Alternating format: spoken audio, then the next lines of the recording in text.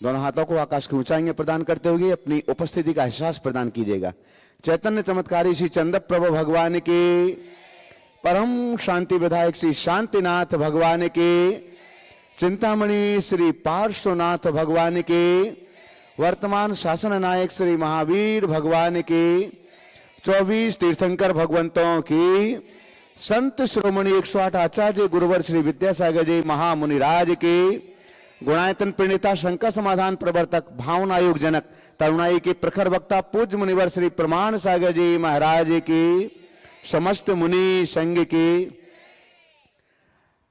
आइए बंधु, शंकर समाधान का यह लोकप्रिय कार्यक्रम आज पुनः आप सभी लोग निर्ग्रंथों को जन्म देने वाली पावन नगरी बुढ़ार के इस नंदन वन स्थान से देख रहे हैं। आप सभी का और देश और दुनिया में अपने घरों पर बैठे हुए इस समय पारस चैनल, जनवाणी चैनल और प्रामाणिक ऐप के माध्यम से इस कार्यक्रम को लाइव देख रहे सभी दर्शकों का हम हार्दिक हार्दिक स्वागत एवं अभिनंदन करते हैं। शंकर समाधान के इस सत्र को हम प्रारंभ करें उसके पूर्व महाराज श्री का मंगल आशीष ग्रहण करते हैं। दोनों हाथों को जोड़िएगा। आप सभी के लिए भी मंगल आशीष की छांव मिले और आपके माध्यम से देश और दुनिया में इस कार्यक्रम को देख रहे सभी लोगों के लिए भी मंगल छांव प्राप्त हो।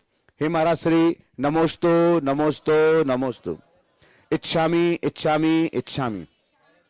और आइएगा, हम इसी के साथ प्रथम प्रश्न के लिए कुमारी इवा जैन हैदराबाद 8 वर्ष, और उसके बाद में अगले प्रश्न के लिए तैयार रहेंगे अंशु जैन बुढ़ार। शीघ्रता से। नमस्ते नमस्ते नमस्ते महाराज जी, मेरा प्रश्न यह है कि जब भी कोई हमसे कुछ बोलता है कुछ करने के लिए, हम जल्दी से चिड़चिड़ हो जाते हैं। इसका उपाय क्या है निकालना? देखो, ये एक बच्ची ने सवाल किया है, पर ये हाल बड़ों का भी है। हमें चिड़चिड़ ना हो उसके लिए एक कमांड अपने मन को बार बार दो, मुझे शांत रहना है और मुझे सहज रहना है। ठीक है, तो अंदर से आवाज आएगी सहज रहना है, मुझे शांत रहना है, ठीक हो जाएगा। ठीक है, चलिए, बहुत बढ़िया। अंशु जैन बुढ़ार, और इसके बाद में तैयार रहेंगे पीहल डोरी जैन बुढ़ार।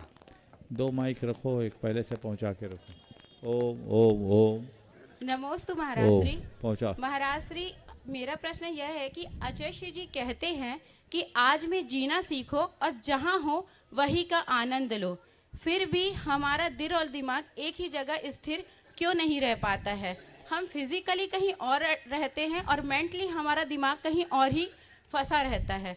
इस उलझन को हम शांत कैसे करें? देखिए, इस उलझन को शांत करने के लिए हमें एक लंबे अभ्यास की जरूरत है, और वो अभ्यास कि मुझे आज में जीना है, बार बार दोहराऊं, क्योंकि हमारे पुराने संस्कार अतीत की स्मृतियों में और भविष्य की कल्पनाओं में उलझाते हैं। यदि व्यक्ति जीवन के यथार्थ को सामने रख करके चले तो ये चीज़ें कम हो सकती है। और इसके लिए बार बार अपने मन को एक एडवाइस दीजिए, मुझे आज में जीना है, मुझे आज में जीना है, तो बाकी चीज़ें दिमाग से हटेगी और फिर हम अपने अंदर स्थिरता ला पाएंगे। परंतु महाराज जी, मेरी जो पहली बेटी है ना, वो भले जिसको गए 5 साल हो गया है, मुझसे दूर गए, पर मुझे आज भी उसकी कमी खलती है। उसका चेहरा आंखों के सामने आता है, मैं उसको भूल नहीं पाती और पुरानी स्मृति आती है। देखिए, पुरानी स्मृतियाँ आती है तो उससे बचने के लिए बस मुझे आज में जीना है, मुझे बीती को भुलाना है। क्या करना है? बीती को जो बीत गई सो बात गई, ये बार बार दोहराना होगा। उस घटना को अंदर से स्वीकार करोगे तभी बच पाएंगे। हाँ, पीहल डोरी जैन बुढ़ार। इसके बाद तैयार रहेंगे रूबी वड़कुल बुढ़ार। नमोस्तु महाराज जी, इच्छामि महाराज जी। महाराज जी, हम जैन हैं, मगर अपने नाम के सामने पड़े पाठी, पड़ेले, सिंघई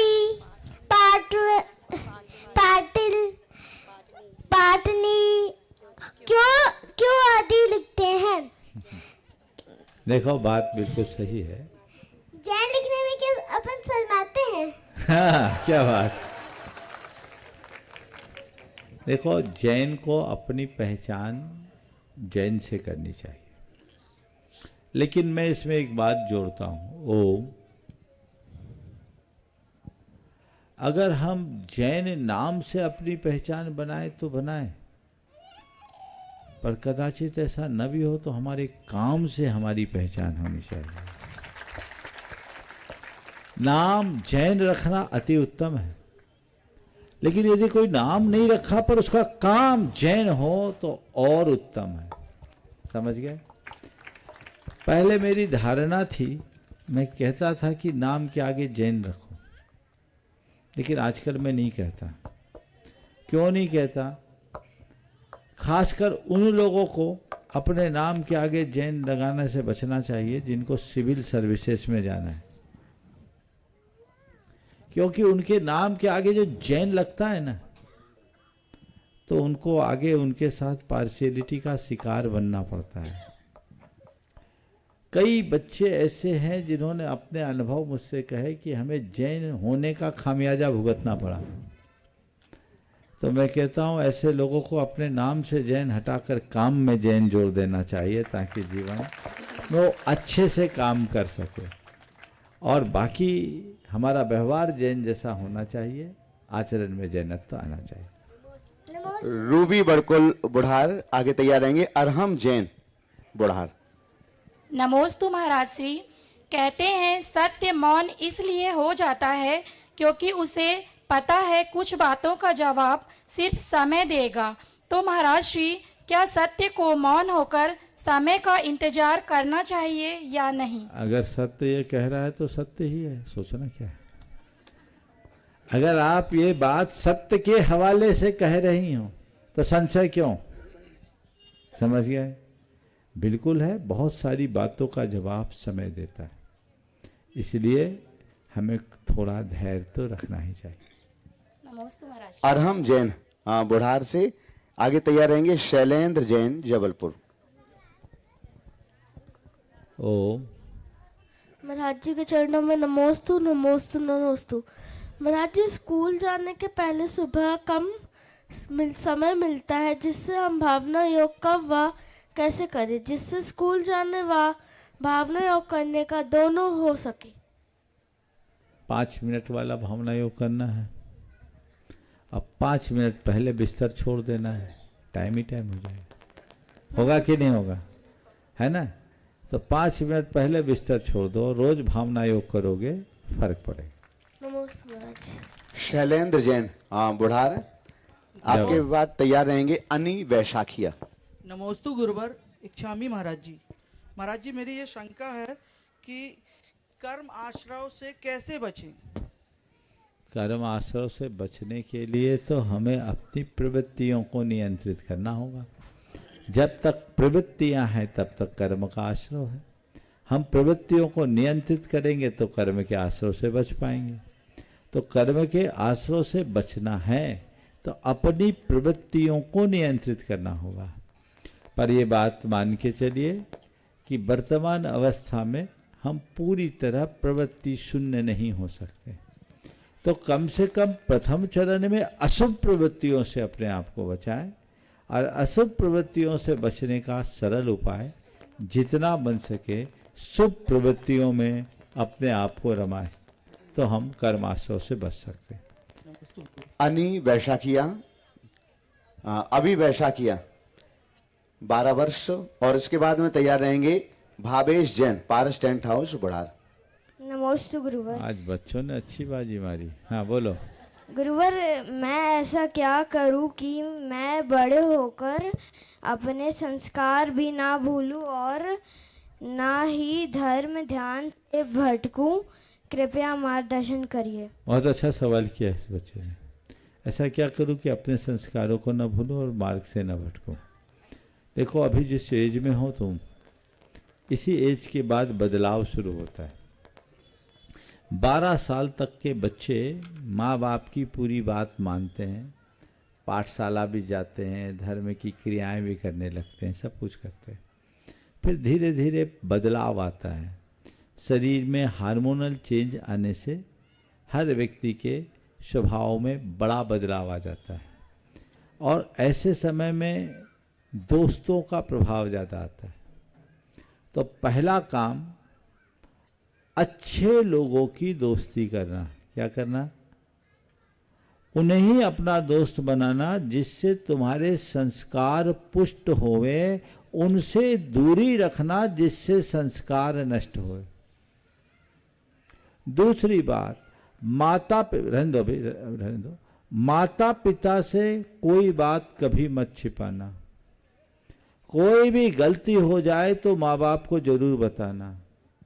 और माँ बाप से मैं साथ ही कहूँगा कि बच्चे यदि कोई गलती बताते हैं तो उन्हें सीख देना, सजा नहीं। उन्हें समझाना कि ये उम्र सुलभ गलतियाँ हैं, हम आगे इसको न दोहराएं। समझ गए? और जो पाठशाला आदि जाने का कार्यक्रम है उसे बंद नहीं करना। धार्मिक समागम जितना बन सके बनाओ, और रोज अपने मन को एक कमांड दो, मुझे एक अच्छा मनुष्य बनना है, मुझे सच्चा श्रावक बनना है, सच्चा जैन बनना है। सुबह उठो तो यही प्रार्थना करो, और यदि सुबह का 5 मिनट का भावना योग रोज करोगे ना, तो जीवन कभी भी असंतुलित नहीं होगा, अपने आप व्यवस्थित बन जाएगा। समझ गए? चलिए। भावेश जैन, पारस टेंट हाउस बुढ़ार, और आपके बाद में तैयार रहेंगे महेंद्र जैन शतना, और साथ में अरिहंत जैन बिट्टू कटनी, शिरोमणि संरक्षक गुणायतन। मंचासीन समस्त गुरुओं के चरणों में शत शत नमन। गुरुदेव, आज से 34 वर्ष 349 दिन पूर्व जब आपकी दीक्षा हुई थी, पूज्य गुरुदेव ने आपका नाम प्रमाण सागर जी दिया, और आज आप सारे विश्व में प्रामाणिक संत के नाम से विख्यात हैं। आज आपकी वाणी से निकला हुआ प्रत्येक शब्द प्रमाण के साथ निकलता है। तो क्या यह बात गुरुदेव को पहले से पता थे कि आप आगे जाके प्रामाणिक संत बनेंगे, या फिर ये उनके द्वारा दिए गए कहीं ना कहीं नाम का प्रभाव है? तो गुरुदेव, मूलतः प्रश्न यह है कि क्या व्यक्ति के नाम का उसके जीवन और व्यक्तित्व में प्रभाव पड़ता है?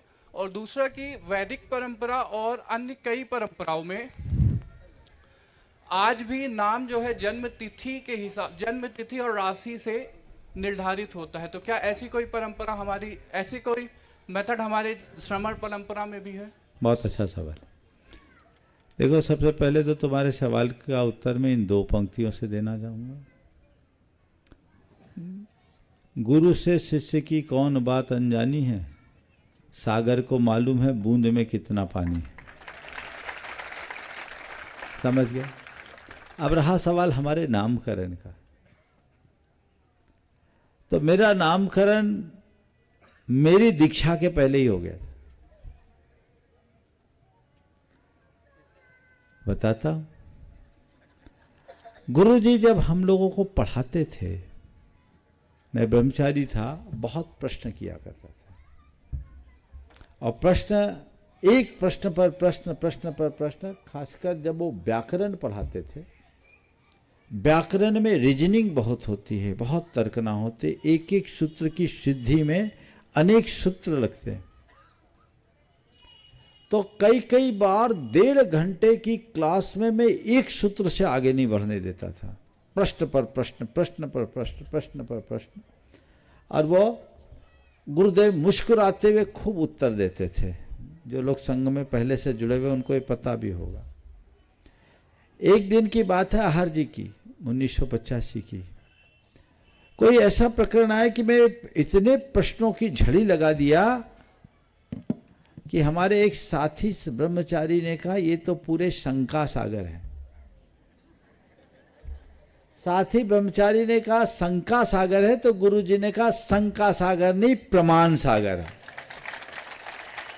अभी हम ब्रह्मचारी थे, 3 दिन बाद हम लोगों को हमारी क्षुल्लक दीक्षा हुई। मेरा पहला नंबर था और गुरुदेव ने मेरा नाम पुकारा प्रमाण सागर।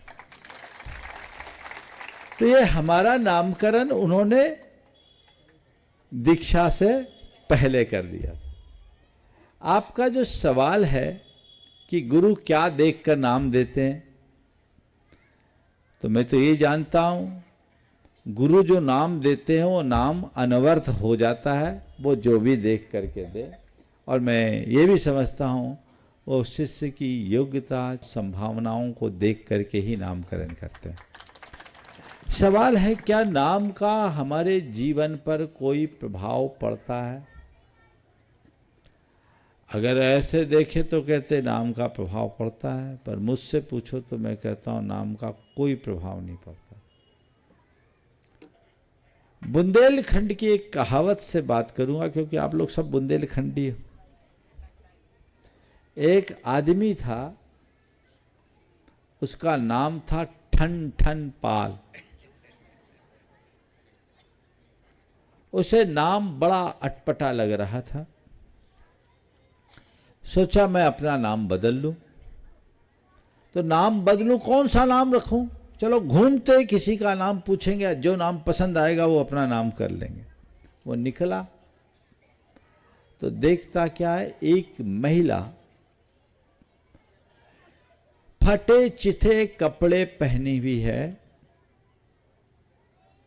और कंडे बिन रही है। कंडे समझते हैं ना, गोबर के। उसने उससे पूछा, बहन जी आपका क्या नाम? तो उसने कहा लक्ष्मी। वो आश्चर्यचकित, लक्ष्मी और इतने फटे हाल। बड़ा आश्चर्य हुआ। आगे बढ़ा तो एक व्यक्ति खेत जोत रहा था और कपड़ों के नाम पर आधी धोती थी, पसीने में तरबतर था। उससे पूछा, भैया तुम्हारा नाम क्या है? उसने कहा धनपाल। धनपाल और इतना कंगाल। उसे आश्चर्य हुआ। आगे बढ़ा, एक शव यात्रा आ रही। शव यात्रा आ रही। उसने पूछा, क्या बात है भाई, कौन मर गया? बोला अमर सिंह। कौन मर गया? बोला अमर सिंह। तो उसने कहा, लक्ष्मी कंडा बीनती हर हाके धनपाल। लक्ष्मी कंडा बीनती हर हाके धनपाल, और अमर सिंह भी मर गए, हम नोने ठन ठन पाल। हम ठन ठन पाल ही ठीक है। इस संदर्भ में अगर देखो तो नाम से बहुत ज्यादा संबंध नहीं होता। बहुत सारे फकीर चंद को मैंने करोड़पति के रूप में देखा और बहुत सारे करोड़े लाल सड़क में घूमते फिरते भी देखे।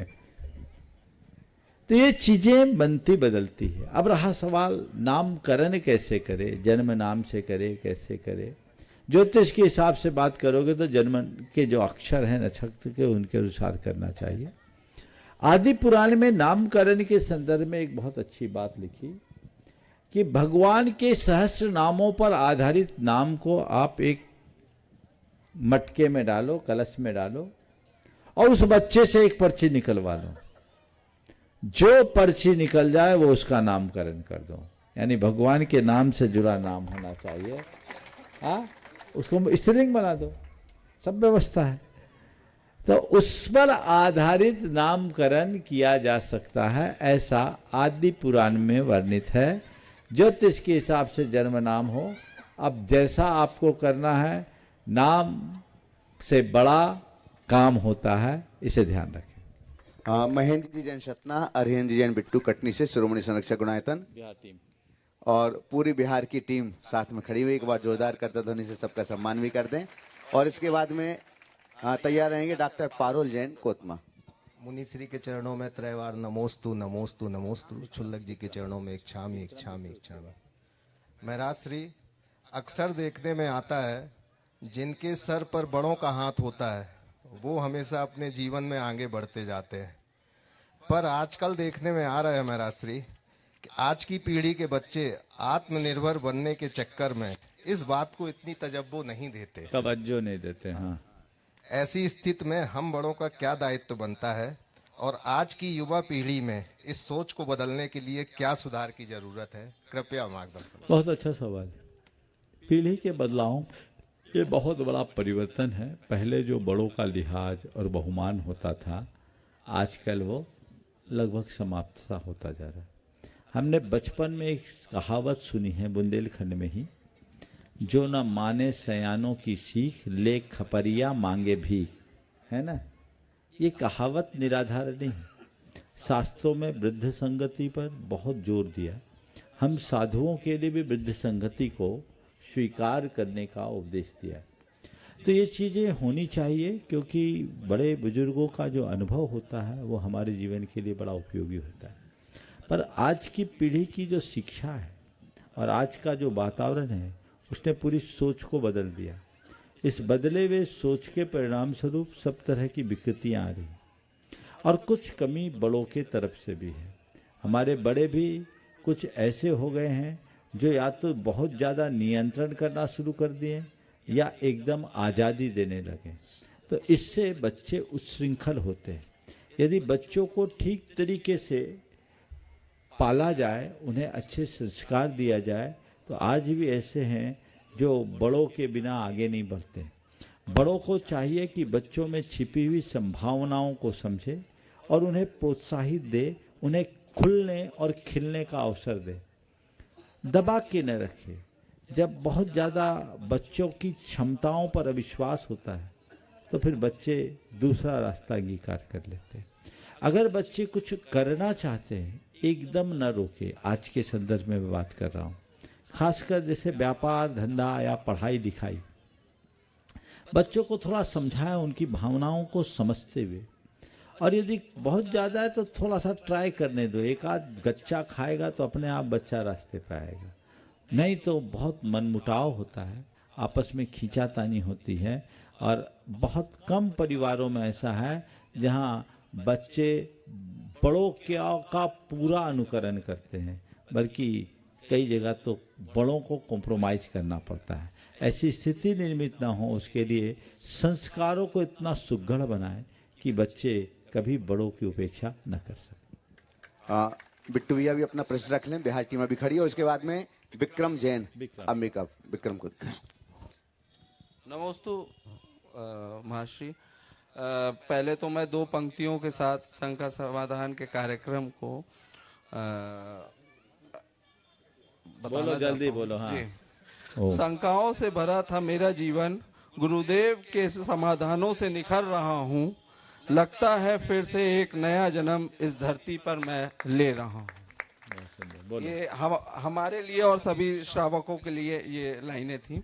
मेरा प्रश्न ये है कि मनुष्य के जीवन में अगर किसी गुरुदेव का सानिध्य प्राप्त हो जाए और वो भी उस गुरु के प्रति समर्पित रहे, तो ऐसे में सांसारिक जीवन की जो व्यथा है और साथ में जितनी भी अपने झंझटों में फंसा हुआ है, उनसे अलग होके एक वैराग्य जीवन की अनुभूति कैसे ले, इस पे थोड़ी सी मार्गदर्शन। एक कहावत है, खरबूजा खरबूजे को देख के रंग बदलता है ना।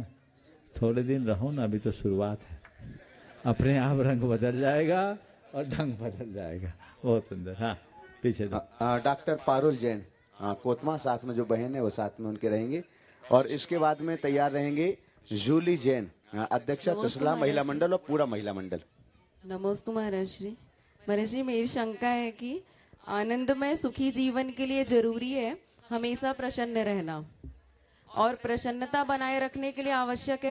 और महाराज जी, अगर हंसते हैं तो फंस जाते हैं, तो फिर क्या करें? बहुत अच्छी बात है। आनंदमय जीवन जीने के लिए प्रसन्न रहना है, प्रसन्न होगे और किसी के ऊपर हंसो। तैयार रहेंगे। हेड ये है क्या?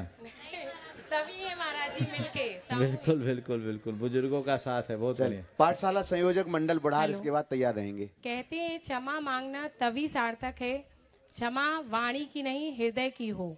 तो महाराज श्री, मेरा प्रश्न है कि यदि है लेकिन हमारे हृदय में क्षमा के भाव हैं, तो ऐसे में हमारा क्षमा मांगना सार्थक होगा या नहीं?